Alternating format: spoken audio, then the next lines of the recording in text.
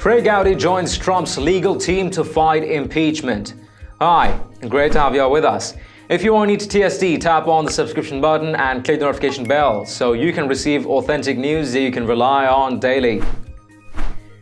Former Republican Representative Trey Gowdy of South Carolina has reportedly signed on to serve as outside counsel to President Donald Trump as part of his efforts to fight the House Democrats' impeachment inquiry. An unnamed administration official confirmed the move to the Associated Press on Tuesday evening. Gowdy, who retired from Congress last year, represented South Carolina's 4th Congressional District for 8 years. The former lawmaker served as House Oversight Committee chairman and oversaw the investigation into former Secretary of State Hillary Clinton and the events surrounding the 2012 terror attack in Benghazi, Libya. Since leaving Washington, D.C., Gowdy joined the law firm Nelson Mullins Riley and Scarborough and signed on as a Fox News Channel contributor.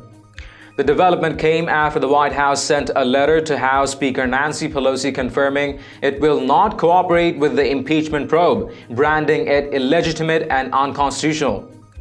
The letter, written by White House counsel Pat Cipollone, accused the Speaker of attempting to overturn the results of the 2016 presidential election.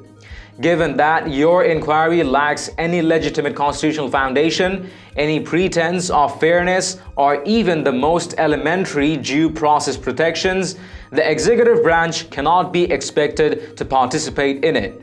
The letter read, "Because participating in this inquiry under the current unconstitutional posture would inflict lasting institutional harm on the executive branch and lasting damage to the separation of powers, you have the President no choice.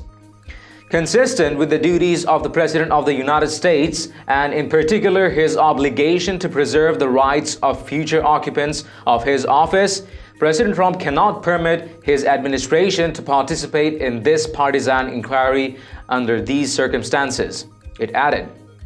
Pelosi responded later Tuesday to President Trump with a letter of her own, vowing to hold him accountable. This letter is manifestly wrong and is simply another unlawful attempt to hide the facts of the Trump administration's brazen efforts to pressure foreign powers to intervene in the 2020 elections.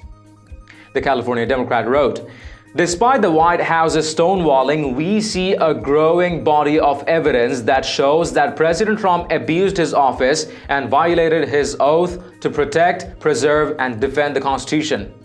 Mr. President, you are not above the law. You will be held accountable," Pelosi concluded.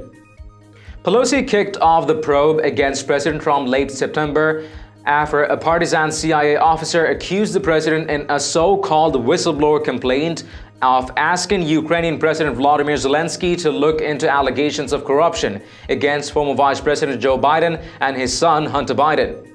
Both have denied any pressure was applied to probe into the Biden family. And in a nod to transparency, the White House released a transcript of the president's call to show no wrongdoing occurred.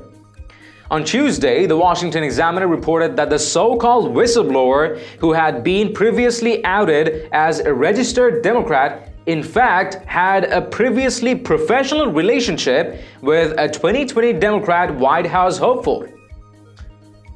House Democrats are basically like, if we even get animal droppings in Kiev, that means Trump released his spy dog to collude with the Ukrainians to intervene in the 2020 election. To those who have elected these individuals to the House of Representatives, please let us know what you think in the comments down below. If you've liked this report, please share among friends and family. And don't forget to subscribe to Top Stories Today. Thank you for tuning into TST. I'm David Ravine. See you in the next one.